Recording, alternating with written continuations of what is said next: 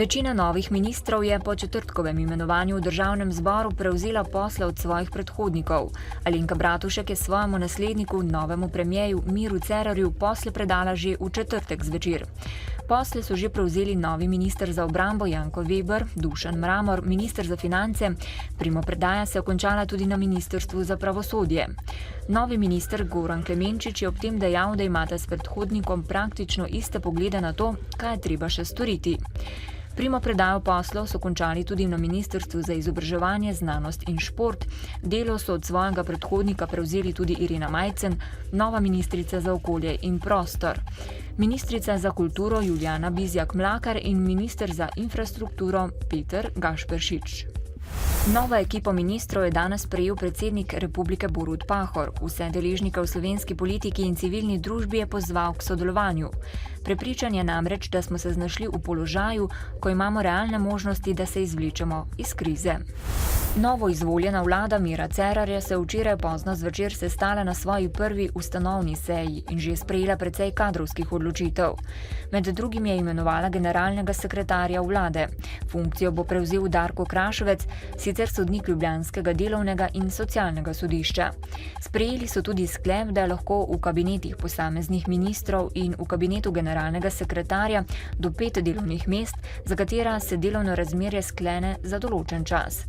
Vlada je imenovala tudi več državnih sekretarjev, ki bodo v pomoč predsedniku vlade in novo izvoljenim ministrom. Poslanci državnega zbora so 24 glasovi za in 48 proti ponovno zavrnili imenovanje Komisije za nadzor obveščevalnih in varnostnih služb, ker je stranka SDS ponovno za člana predlagala Janeza Janšo, ki prestaja zaporno kazen. V Mariboru se je začel 14. festival Stare trte, ki kot novost predstavlja nabor degustacij v lokalnih restavracijah in gostilnah. Še posebej svečano bo v soboto, ko bodo z vrsto dogodkov na Dravi in ob njej izvedli 30. spevarski krst. Festival se je danes v mestu začel z ekološko tržnico, zaključil pa se bo konec naslednjega tedna s svečano trgatvijo Stare trte na Lentu. V soboto bo v zahodni in deloma v srednji Sloveniji pretežno oblačno. Občasno bodo krajevne padavine, deloma plohe in nevihte.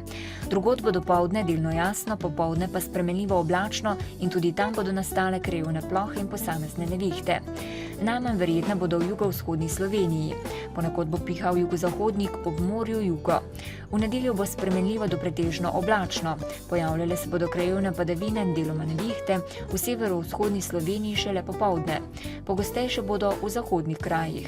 V ponedeljek bo občasno deževalo, sprva bodo še plohe in posamezne nevihte. Hladneje bo. Dež bo ponehal v noči na torek.